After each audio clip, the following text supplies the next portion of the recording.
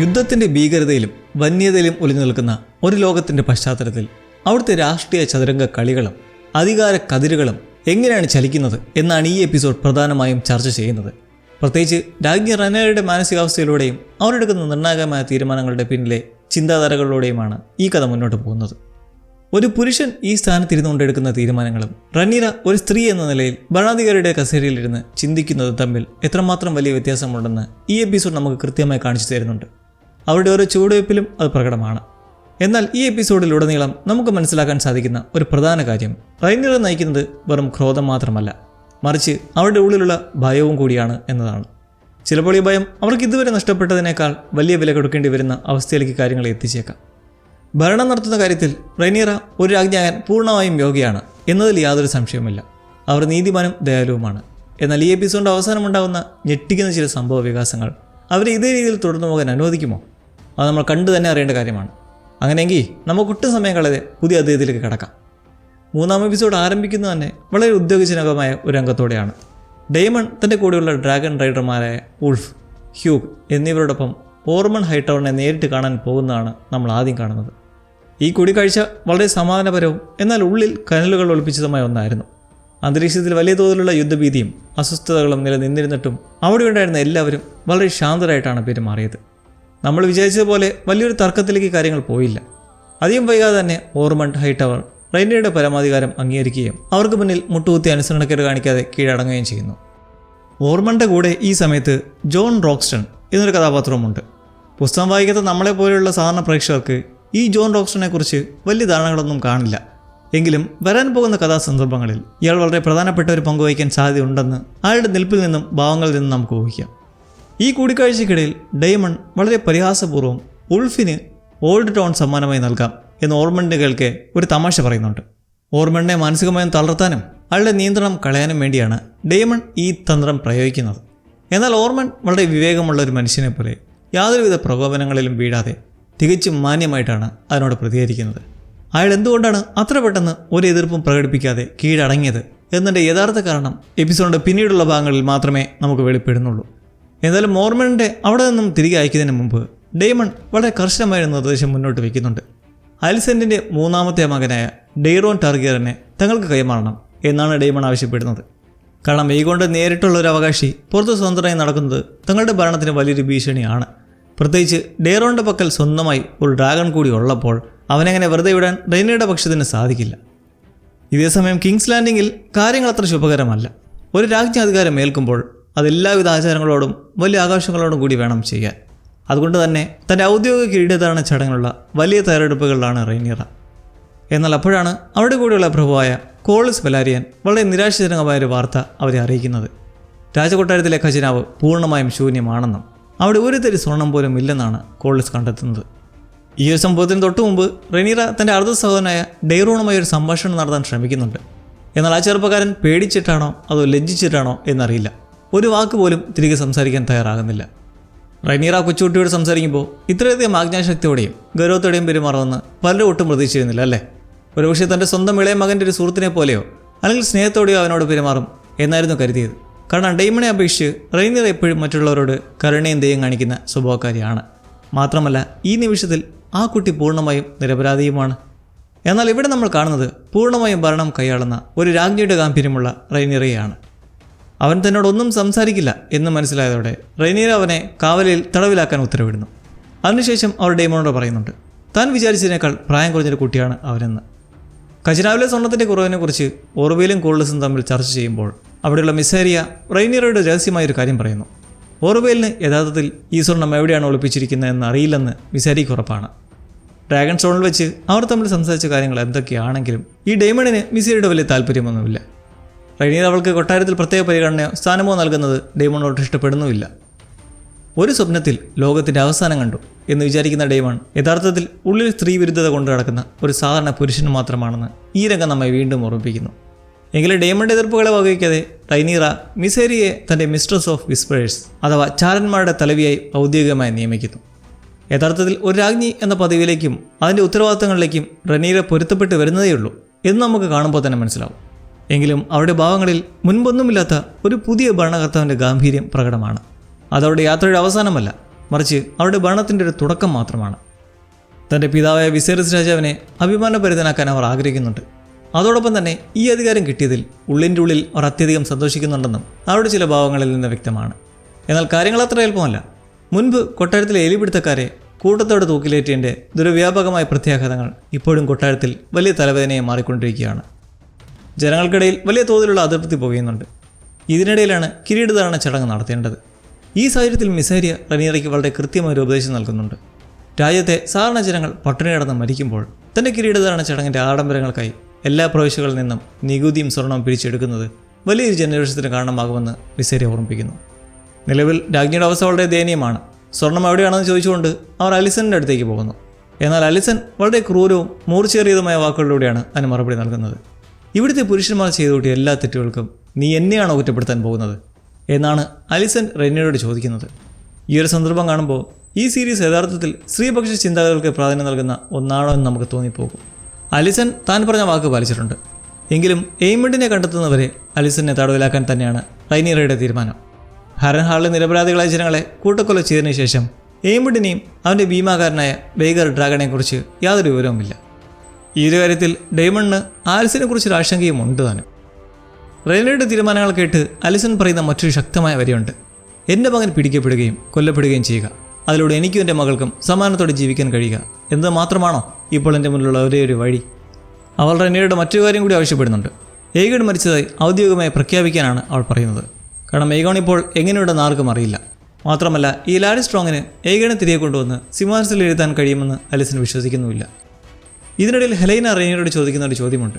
Auto ഹൈടൗണിനെ കൊന്നതിന് ശേഷം റെനീറയ്ക്ക് തൻ്റെ മകനായ ജെയ്സിൻ്റെ കാര്യത്തിൽ ഇപ്പോൾ ആശ്വാസം തോന്നുന്നുണ്ടോ എന്നാണ് അവൾ ചോദിക്കുന്നത്.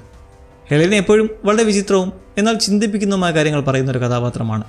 അവളുടെ വാക്കുകളിൽ വലിയ ജ്ഞാനമുണ്ട്. ഒരുപക്ഷെ പ്രതികാരം ചെയ്യുന്ന വഴി സ്വന്തം മകനെ നഷ്ടപ്പെട്ടതിൻ്റെ സങ്കടം മാറുമോ എന്നവൾ തൻ്റെ സ്വന്തം അനുഭവത്തിൽ നിന്ന് ചിന്തിക്കുകയായിരിക്കാം. തുടർന്ന് നഗരക്കാവൽക്കാരുടെ ഗോൾഡ് ക്ലോക്സിൻ്റെ തലവനായ ലൂതറുമായി സംസാരിക്കുമ്പോൾ റെനീറ അവനോട് ജോഫ്രിയെ കിങ്സ് ലാൻഡിലേക്ക് കൊണ്ടുവരാൻ ആവശ്യപ്പെടുന്നു. കാരണം ഇപ്പോഴത്തെ സാഹചര്യത്തിൽ അടുത്തായി സിംഹാസനത്തിലേക്ക് വരാൻ പോകുന്ന അവകാശി ജോഫ്രിയാണ്. ഈ സമയത്ത് ലൂതർ റെനീറയെ ഓർമ്മിപ്പിക്കുന്നത് അവർക്ക് എത്രയും പെട്ടെന്ന് ഒരു ക്വീൻസ് ഗാർഡ്, രാജ്ഞിയുടെ പ്രത്യേക സുരക്ഷാ സേന രൂപീകരിക്കേണ്ടതുണ്ട് എന്നാണ്. എന്നാൽ അവളാകട്ടെ ആ ഉത്തരവാദിത്തം പൂർണ്ണമായും ഡെയ്മണ് വിട്ടുകൊടുക്കുകയാണ് ചെയ്യുന്നത്. മിസേറിയ റെനീറയോട് സംസാരിക്കുമ്പോൾ താൻ വിചാരിച്ചതിനേക്കാൾ വലുതും എന്നാൽ അതേസമയം ചെറുതുമാണ് കിങ്സ് ലാൻഡിംഗ് എന്ന് പറയുന്നുണ്ട്.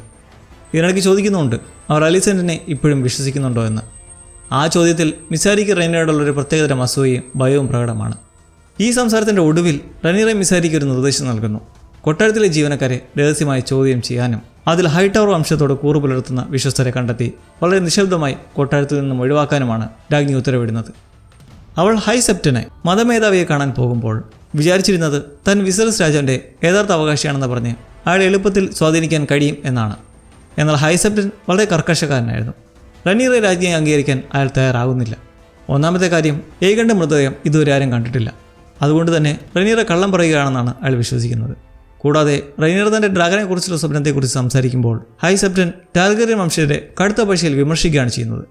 അവർ അത്യാഗ്രഹികളും സ്വാർത്ഥരുമാണെന്നും ഡ്രാഗണുകൾ യഥാർത്ഥത്തിൽ അന്ധകാരത്തിൽ നിന്നും ജനിച്ചവയാണെന്നുമാണ് അയാൾ പറയുന്നത്. അയാൾ ഇതിനോടൊപ്പം തന്നെ ഏതൊരു പക്ഷം ചേർന്ന് കഴിഞ്ഞു എന്ന് വ്യക്തമാണ്. ഈ ഘട്ടത്തിൽ അതൊട്ടും യുക്തിസഹമല്ലെങ്കിലും അയാളുടെ പെരുമാറ്റം അങ്ങനെയാണ്. യഥാർത്ഥത്തിൽ അയാളുടെ പ്രശ്നം റെനീറ ഒരു സ്ത്രീയാണ് എന്നത് മാത്രമാണ്. ഒരു സ്ത്രീ രാജ്യത്തിൻ്റെ ഭരണാധികാരിയാവുന്നത് അയാൾക്ക് അംഗീകരിക്കാൻ കഴിയുന്നുമില്ല. അയാൾ റെനീറയ്ക്ക് ഒരു മുന്നറിയിപ്പ് നൽകുന്നുണ്ട്. വിശ്വാസത്തോടും മതത്തോടും ഒരിക്കലും എതിർത്ത് നിൽക്കരുതെന്ന്. എന്നാൽ ഇതേ മതവിശ്വാസികളും ആചാരങ്ങളുമല്ലേ റെനീറയെ അവളുടെ പിതാവിൻ്റെ യഥാർത്ഥ അവകാശിയായി ഇവിടം വരെ എത്തിച്ചത്? അങ്ങനെയെങ്കിൽ ഇപ്പോൾ മാത്രം കാര്യങ്ങൾ എങ്ങനെയാണ് മാറി മറിഞ്ഞത്? ഇതിനിടയിൽ കോളിസ് വെലാരിയൻ റെനീറയുടെ വളരെ പ്രധാനപ്പെട്ട ഒരു രഹസ്യം വെളിപ്പെടുത്തുന്നുണ്ട്. ആഡമും അലിനും തൻ്റെ സ്വന്തം മക്കളാണെന്നുള്ള സത്യം. റെനീറ ഇതുവരെ അവരെ അത്ര സൂക്ഷ്മമായി നിരീക്ഷിക്കാത്തതുകൊണ്ടാണ് ഈ സത്യം തിരിച്ചറിയാൻ വൈകിയത്. അലിനെ തൻ്റെ ഔദ്യോഗിക അവകാശിയെ പ്രഖ്യാപിക്കണമെന്നും അവരെ വെലാരിയൻ വംശജരായി അംഗീകരിച്ച് നിയമസാധുത നൽകണമെന്നും കോളിസ് റെനീറയോട് അഭ്യർത്ഥിക്കുന്നു. രാത്രിയാകുമ്പോൾ റെനീറ തൻ്റെ പിതാവിൻ്റെ പഴയ കിടക്കയിൽ ഉറങ്ങാൻ ശ്രമിക്കുന്നുണ്ടെങ്കിലും അവർക്ക് തന്നെ സാധിക്കുന്നില്ല. ആ കിടക്കയിൽ തൻ്റെ പിതാവ് അനുഭവിച്ച വേദനകളും കഷ്ടപ്പാടുകളും അവർക്ക് നന്നായി അറിയാം. കിങ്സ് ലാൻഡിങ്ങിൽ എത്തിയപ്പോൾ ഈ കൊട്ടാരത്തിൽ ഒരുപാട് പ്രേതങ്ങളുണ്ടെന്നും എന്നാൽ അവയെല്ലാം സന്തോഷമുള്ള പ്രേതങ്ങളാണെന്നുമാണ് അവർ പറഞ്ഞിരുന്നത്. എന്നാൽ അന്ന് പകൽ സമയത്ത് ജെയ്സിനെ പോലെ തോന്നിക്കുന്ന ഒരാൾ കടന്നു പോയപ്പോൾ ഒരു നിമിഷം അവർക്ക് തൻ്റെ മകൻ്റെ രൂപം കണ്ണിൽ തെളിഞ്ഞിരുന്നു. അവരുടെ മനസ്സിലിപ്പോൾ ഒരുപാട് ചിന്തകളും ആദികളും നിറഞ്ഞു നിൽക്കുകയാണ്. എന്നാൽ റെനീറയെ മാനസികമായി എത്രയധികം അസ്വസ്ഥമാക്കുന്ന മറ്റൊരു ശാരീരിക കാരണം കൂടിയുണ്ട്. അവർക്ക് ആർത്തവ ചക്രം ആരംഭിക്കാറായ സമയമാണത്. ഇതുവരെ ശാരീരികമായി തളർത്തുന്നതോടൊപ്പം തന്നെ അവരുടെ ഉള്ളിലെ ദേഷ്യവും ക്രോധവും ഇരട്ടിയാകുന്നുണ്ട്. കഠിനമായ വയറുവേദന കാരണം അവൾ പൂർണ്ണമായും തളർന്നു പോയിരിക്കുകയാണ്. രാത്രിയിൽ അവൾ ഡേമണിൻ്റെ അരികിൽ വന്ന് അവനെ കെട്ടിപ്പിടിച്ചാണ് കിടക്കുന്നത്. ജനലിലൂടെ പുറത്തേക്ക് നോക്കുമ്പോൾ തങ്ങളെ ആരോ ആക്രമിക്കാൻ വരുന്നുണ്ടെന്ന ഭയം അവളുടെ കണ്ണുകളിൽ കാണാം. സ്വന്തം കുഞ്ഞിനെ നഷ്ടപ്പെട്ട ഒരു അമ്മയ്ക്ക് ഇത്ര പെട്ടെന്ന് എങ്ങനെയാണ് സമാധാനമായി ഉറങ്ങാൻ കഴിയുക? മാത്രമല്ല അവരുടെ മനസ്സ് ഇപ്പോഴും എയ്മണ്ടിനെയും ഷീപ്പ് സ്റ്റീലർ എന്ന ഡ്രാഗൻ്റെ റൈഡറെയും കണ്ടെത്താനുള്ള ചിന്തകൾ തന്നെയാണ്. കാരണം അത് രണ്ടും അവർക്ക് അപകടമാണെന്നാണ് വിശ്വസിക്കുന്നത്. അടുത്ത ദിവസം രാവിലെ റെനീറയ്ക്ക് പീരീഡ്സ് ആരംഭിക്കുന്നു. കടുത്ത ശാരീരിക ബുദ്ധിമുട്ടുകൾ ഉണ്ടായിരുന്നിട്ടും അവർക്കന്ന് ജനങ്ങളുടെ പരാതികളും സങ്കടങ്ങളും കേൾക്കേണ്ടി വരുന്നുണ്ട്. മുൻപത്തേക്കാൾ കൂടുതൽ ആഴ്ചക്കുഴപ്പത്തിലാണ് അവരിപ്പോൾ. എന്നാൽ രാജ്യത്ത് വലിയ പട്ടിണിയും ദാരിദ്ര്യം നിലനിൽക്കുമ്പോൾ കൊട്ടാരത്തിലെ ഉയർന്ന കുലജാതരായ പ്രഭുക്കന്മാർ ഹൈബോൺസ് തങ്ങളുടെ കുടുംബങ്ങൾക്കായി വലിയ തോതിൽ ഭക്ഷണം പൂഴ്ത്തി വെച്ചിരിക്കുകയാണെന്ന വാർത്ത അവരറിയുന്നു. ഇത് കേൾക്കുന്നതോടെ റനിയുടെ മനസ്സിലൊരു പുതിയ ബുദ്ധി ഉദിക്കുന്നു. അങ്ങനെ അവർ തൻ്റെ മുറിയിലിരിക്കുമ്പോൾ അലിസൺ അങ്ങോട്ടേക്ക് വരുന്നു. മുൻപ് താൻ സംസാരിച്ച കടുത്ത വാക്കുകൾക്ക് അലിസൺ മാപ്പ് ചോദിക്കുന്നുണ്ട്. പിതാവായ ഓട്ടോ ഹൈടൗണിൻ്റെ മരണവാർത്ത അറിഞ്ഞിട്ടും അലിസണിൻ്റെ ഭാവങ്ങളിൽ വലിയൊരു ആഘാതം കാണാത്തത് ഒരത്ഭുതമാണ് അല്ലേ? അവൾക്കിപ്പോൾ ഒരൊറ്റ ആഗ്രഹം മാത്രമേ ഉള്ളൂ. ഓട്ടോയുടെ മൃതദേഹം ഓൾഡ് ടൗണിലേക്ക് അയക്കണം. അവിടെ അദ്ദേഹത്തിൻ്റെ ഭാര്യയുടെ കല്ലറയ്ക്ക് സമീപം അടക്കം ചെയ്യണം. റനീറ അതിനെ സമ്മതിക്കുന്നു. എന്നാൽ അതിനുശേഷം റനീറ അലിസണിനോട് ചോദ്യം ചോദിക്കുന്നുണ്ട്. വിസെറിസ് രാജാവ് മരണക്കിടക്കിലായിരുന്ന സമയത്ത് രാജ്യം ഭരിച്ചപ്പോൾ അലിസണിന് എന്താണ് തോന്നിയിരുന്നത് എന്ന്. അലിസൺ പറയുന്നു, ഈ സിംഹാസനത്തിൽ ഇരിക്കുമ്പോൾ എടുക്കേണ്ടി വരുന്ന കഠിനമായ തീരുമാനങ്ങൾ കാരണം നമ്മൾ ഒരിക്കലും വിചാരിക്കാത്ത രീതിയിലുള്ള ഒരു വ്യക്തിയെ നമ്മൾ മാറിപ്പോകുമെന്ന്. റനീറ അത് വിശ്വസിക്കാൻ തയ്യാറാകുന്നില്ലെങ്കിലും ഭാവിയിൽ എന്താണ് സംഭവിക്കുക എന്ന് നമ്മൾ കണ്ടറിയണം. ഇതിനു മുമ്പ് കൊട്ടാരത്തിലുള്ള ഒരാൾ റനീറയോട് ചോദിച്ചിരുന്നു, ഈ സ്ഥാനത്ത് നിങ്ങളുടെ പിതാവായിരുന്നെങ്കിൽ എന്തായിരിക്കും ചെയ്യുക എന്ന്. അതിൻ്റെ റനീറ നൽകിയ മറുപടി അദ്ദേഹം വലിയൊരു സദ്യ ഒരുക്കുമായിരുന്നു എന്നാണ്. അലിസൺ ഇതിനോട് പ്രതികരിക്കുന്നത് വിസെറിസ് രാജാവ് ജീവിച്ചിരുന്നത് മറ്റാർക്കും മനസ്സിലാക്കാൻ കഴിയാത്ത അദ്ദേഹത്തിൻ്റെതായ ഒരു ലോകത്തായിരുന്നു എന്നാണ്. എന്നാൽ ഈ പട്ടിണിക്കാലത്ത് റനീറ എന്തിനാണ് ഒരു വലിയ വിരുന്ന് ഒരുക്കുന്നത് എന്ന് ആദ്യം മനസ്സിലായില്ല. എന്നാൽ പിന്നീട് മാത്രമാണ് അതിൻ്റെ പിന്നിലെ യഥാർത്ഥ ക്രൂരമായ ബുദ്ധി നമുക്ക് മനസ്സിലാകുന്നത്. തന്നോടൊപ്പം നിൽക്കുന്ന എന്നാൽ സ്വാർത്ഥരായ ആ ഉന്നത പ്രഭുക്കന്മാരെ ഒരു പാഠം പഠിപ്പിക്കാൻ വേണ്ടിയാണ് അവർ ആ വിരുന്ന് ഒരുക്കിയത്. ആ ഒരു സംഭവം തികച്ചും ഞെട്ടിക്കുന്നതായിരുന്നു. വിരുന്നിനെത്തിയ ആ പ്രഭുക്കന്മാർക്ക് റനീറ കഴിക്കാൻ നൽകുന്നത് അന്ന് കൊട്ടാരത്തിൽ നിന്നും പിടിച്ച എലികളെയാണ്. അത്രയധികം എലികളുണ്ട്.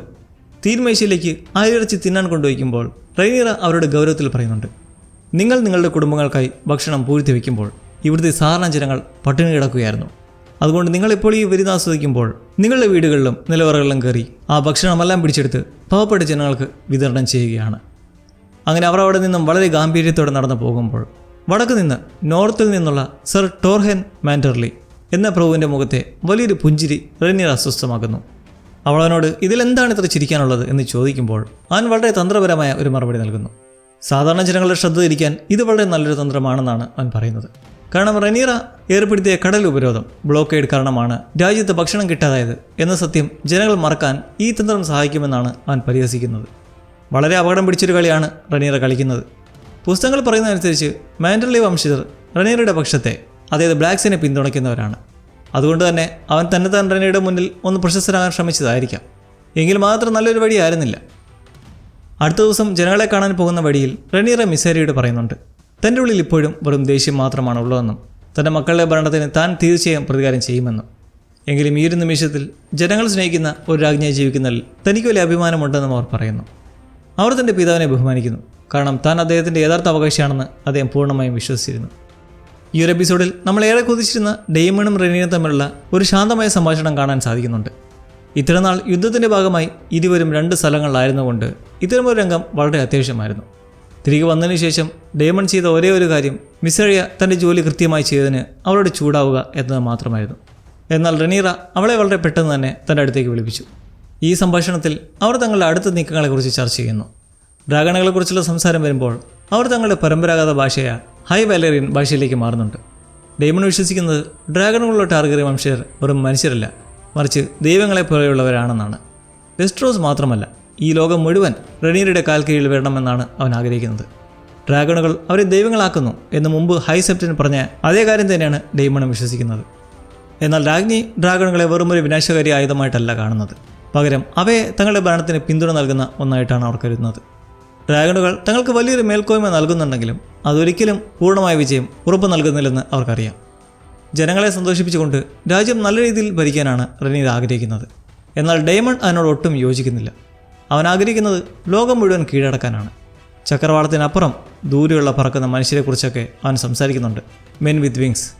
ഡെയ്മൺ കൂടെ ഉണ്ടായാൽ ചിലപ്പോൾ റെനീർ തെറ്റായ തീരുമാനങ്ങൾ എടുത്തേക്കാം. കാരണം റെനീർക്ക് വലിയ ലക്ഷ്യങ്ങൾ ഉണ്ടെങ്കിലും ഡെയ്മൺ അധികാരത്തോട് അമിതമായ ആർത്തിയുള്ളവനാണ്. എല്ലാവരും തങ്ങളുടെ കാൽ കീഴിൽ വന്ന് വണങ്ങണം എന്ന് വിചാരിക്കുന്ന ഒരേ ഒരു വ്യക്തിയാണവൻ. കൊട്ടാരത്തിലേക്ക് തിരികെ എത്തിയ കോളിസ് 3 പുതിയ ഡ്രാഗൺ റൈഡർമാരെ, അതായത് ഉൾഫിനെയും ആഡമിനെയും ഹ്യൂഗിനെയും റെനീർ ആദരിച്ചതിനു ശേഷം അവരെ കാണാൻ വരുന്നു. എന്നാൽ കോളിസ് കടുത്ത നിരാശയിലായിരുന്നു. കാരണം മുമ്പ് സംസാരിച്ച പോലെ ആഡമിന് ബെലാരിയൻ എന്ന കുടുംബപ്പേര് നൽകുന്നതിന് പകരം അവനെ ഒരു ഹൾ, അവിഹിത ബന്ധത്തിൽ ജനിച്ചവർക്ക് നൽകുന്ന പേര്, മുന്നേ തന്നെ കൂടെ ഉണ്ടായിരുന്ന ആ ഹള്ളായിട്ടാണ് റെനീർ പ്രഖ്യാപിച്ചത്. കാരണം അവൾ ഈ കാര്യത്തിൽ വളരെ ഭയപ്പെടുന്നുണ്ട്. തൻ്റെ സ്വന്തം മകനും അടുത്ത അവകാശിയുമായ ജോഫ്രിക്കും കറുത്തമുടിയാണുള്ളത്. അവനൊരു അവിഹിത സന്താനമാണെന്ന കാര്യം എല്ലാവർക്കും അറിയാം. ഇപ്പോൾ ആഡമിനും അലിനും ബെലാരിയൻ വംശപ്പേര് നൽകിയാൽ ആ ജനങ്ങളുടെ ശ്രദ്ധ വീണ്ടും തൻ്റെ സ്വന്തം മക്കളുടെ അവിഹിത ബന്ധത്തിലേക്ക് തിരിക്കുമെന്ന് റെനീർ ഭയപ്പെടുന്നു. എന്നാൽ കോളിസ് ഇതത്ര എളുപ്പത്തിൽ വിട്ടുകളയാൻ തയ്യാറല്ല. ഒരു വലിയ യുദ്ധത്തിൽ തൻ്റെ സർവസ്വവും നഷ്ടപ്പെട്ടതിന് ശേഷം അയാൾ റെനീറോട് ആവശ്യപ്പെട്ട ഒരു കാര്യം ഇതായിരുന്നു. ഈ നിർണായക ഘട്ടത്തിൽ സ്വന്തം കുടുംബത്തിൽ നിന്നും വിശ്വസ്തരായ ആളുകളെ ശത്രുക്കളാക്കി മാറ്റുന്നത് റെനീർക്ക് വലിയ ദോഷം ചെയ്യും. മറ്റൊരു വശത്ത് അവൾ വീണ്ടും അലിസിനെ കാണാൻ പോകുന്നു. കാരണം തടവിലാക്കപ്പെട്ട ഡെയ്റോൺ ഇവിടം വരെ എത്തിയിട്ടും ഒരു വാക്കുപോലും സംസാരിച്ചിട്ടില്ല. അവൻ പൂർണ്ണമായും നിരപരാധിയാണെന്ന് റെനീർ വിശ്വസിക്കുന്നു. ഡെയ്മൺ അവനെ കൊല്ലണമെന്ന് ആവശ്യപ്പെടുന്നുണ്ടെങ്കിലും അവനെ സുരക്ഷിതമായി നോർത്തിലേക്ക് അയക്കാനാണ് റെനീറുടെ തീരുമാനം. അലിസൺ പറയുന്നു താൻ തൻ്റെ മകനെ കണ്ടിട്ട് 5 വർഷത്തോളം ആയെന്നും അവനിന്ന് കാണാൻ ആഗ്രഹമുണ്ടെന്നും. അത് വലിയൊരു അപകടമാണെന്ന് അറിഞ്ഞിട്ടും അവർ അവനെ കാണാൻ പോകുന്നു. എന്നാൽ അവർ രണ്ടുപേരും ആ കുട്ടിയുടെ മുഖാമുഖം വരുമ്പോഴാണ് ഞെട്ടിക്കുന്ന ആ സത്യം വെളിപ്പെടുന്നത്. അത് യഥാർത്ഥ ഡെയ്റോൺ അല്ലായിരുന്നു. തൻ്റെ അമ്മയുടെ ജീവൻ രക്ഷിക്കാൻ വേണ്ടി ഡെയ്റോണിന് പകരം വന്നൊരു സാധാരണ ഗ്രാമീണ ബാലൻ മാത്രമായിരുന്നു അത്. ഇത് മനസ്സിലാക്കുന്നതോടെ റെനീർക്ക് ആ കുട്ടിയോടുണ്ടായിരുന്ന ദയയും സഹതാപവും ഇല്ലാതാകുന്നു. അവർ താൻ വഞ്ചിക്കപ്പെട്ടു എന്ന് തിരിച്ചറിയുന്നു. മുമ്പ് ആ കുട്ടി മരത്തടിയിൽ ഒരു ചെറിയ പക്ഷിയുടെ രൂപം കൊത്തിയിട്ടുണ്ടായിരിക്കുന്നത് കണ്ടപ്പോഴാണ് അവനൊരു പാവമാണെന്ന് റെനീർ കരുതിയത്. ലോകം ഭരിക്കുന്നതിനെക്കുറിച്ചുള്ള യാതൊരു ചിന്തയുമില്ലാത്ത ഒരു കുട്ടിയാണ് അവനെന്നാണ് അവർ വിചാരിച്ചത്. എന്നാൽ അവൻ്റെ വെളുത്ത മുടി സൂക്ഷ്മമായി നിരീക്ഷിച്ചപ്പോൾ എന്തുകൊണ്ടാണ് തൻ്റെ സ്വന്തം മക്കളെ രക്ഷിക്കാൻ തനിക്ക് ഇതുപോലൊരു ബുദ്ധിപരമായ തന്ത്രം തോന്നായിരുന്നത് എന്നാണ് റെനീർ ചിന്തിച്ചത്. അങ്ങനെ നമ്മൾ ഈ എപ്പിസോഡിൻ്റെ അവസാനത്തോടെ എടുക്കുമ്പോൾ ചോരയിൽ കുളിച്ച് ഒരു ഡ്രാഗൺ കീപ്പർ, ഡ്രാഗണുകളെ നോക്കുന്നയാൾ വളരെ ഭയമുണർത്തുന്ന ഒരു വാർത്തയുമായി റെനീറുടെ മുന്നിലേക്ക് എത്തുന്നു. ഓർമൺ ഹൈടവർ തങ്ങളെ വഞ്ചിച്ചുകൊണ്ട് ടംബിൾട്ടൺ പൂർണ്ണമായും പിടിച്ചടക്കി കഴിഞ്ഞു എന്ന വാർത്തയാണ് അയാൾ കൊണ്ടുവരുന്നത്. വരാൻ പോകുന്ന വലിയ യുദ്ധത്തിൻ്റെ കേന്ദ്രമായിരിക്കും ഈ ഒരു സ്ഥലം. അവിടെ ഉണ്ടായിരുന്ന ഒരു ചെറിയ ഡ്രാഗണെ അവർ കോട്ടയ്ക്കുള്ളിൽ പൂട്ടിയിട്ടിരിക്കുകയാണ്. അവിടെ നിന്ന് കഷ്ടിച്ച് രക്ഷപ്പെട്ട ഒരേയൊരു വ്യക്തി ഈ ഡ്രാഗൺ കീപ്പർ മാത്രമാണ്. ഇത് കേൾക്കുന്നതോടെ റെനീർ കടുത്ത ദേഷ്യത്തിലാകുന്നു. അവരെ മുഴുവൻ ജീവനോടെ കത്തിച്ച് കളയണം എന്നവർ പറയുന്നു. എന്നാൽ ഡ്രാഗൺ കീപ്പർ ഓർമ്മപ്പെടുത്തുന്ന ഒരു കാര്യമുണ്ട്. അങ്ങനെ ചെയ്താൽ ആ സ്വന്തം ജനങ്ങളെ കൂടി കൊന്നെടുക്കുന്നതിന് തുല്യമായിരിക്കുമെന്ന്. ഇനി എടുക്കുന്ന ഓരോ ചുവടും വളരെ ശ്രദ്ധിച്ചു വേണം. ഓർമണിൻ്റെ അടുത്ത നീക്കങ്ങളെക്കുറിച്ച് അവർ ആലോചിക്കുമ്പോൾ കൊട്ടാരത്തിന് മുകളിലുള്ള ഹൈറ്റർ വംശത്തിൻ്റെ പച്ചക്കൊടികൾ താഴെയിറക്കി തീയിട്ട് നശിപ്പിക്കുന്നത് നമ്മൾ കാണുന്നു. ഗ്രീൻ പക്ഷത്തെ പൂർണ്ണമായും ചാരമാക്കാൻ തന്നെ റെനീർ തീരുമാനിക്കുന്നു. പ്രത്യേകിച്ച് ഓർമൺ തന്നെ ഇത്രയും വലിയ രീതിയിൽ ചതിച്ചു എന്ന് മനസ്സിലാക്കിയ സ്ഥിതിക്ക് അവരോടിനി യാതൊരു ദയം കാണിക്കാൻ റെനീർ തയ്യാറാവില്ല. പൂർണ്ണമായും രാഷ്ട്രീയ നാടകങ്ങൾക്കും കഥാപാത്രങ്ങളുടെ മാനസികാവസ്ഥകൾക്കും പ്രാധാന്യം നൽകിയൊരു എപ്പിസോഡായിരുന്നു ഇത്. വലിയ രീതിയിലുള്ള ഡ്രാഗൺ യുദ്ധങ്ങളോ ആക്ഷൻ രംഗങ്ങളോ ഇല്ലെങ്കിൽ കൂടി ഇത് നല്ല സോളിഡായിട്ടുള്ള എപ്പിസോഡാണ്. വരാൻ പോകുന്ന കാഴ്ചകളിൽ നമ്മൾ ഇതുവരെ കണ്ടതിലും വലിയ യുദ്ധങ്ങളും സംഭവ വികാസങ്ങളും ഉണ്ടാകുമെന്ന സൂചന നൽകിക്കൊണ്ടാണ് ഈ ഒരു എപ്പിസോഡ് അവസാനിക്കുന്നത്. അപ്പോൾ നിങ്ങളുടെ അഭിപ്രായങ്ങൾ പറയാൻ മറക്കണ്ട. മറ്റൊരു പുതിയ അധ്യായമായി നമുക്ക് വീണ്ടും കാത്തിരുന്ന് കാണാം.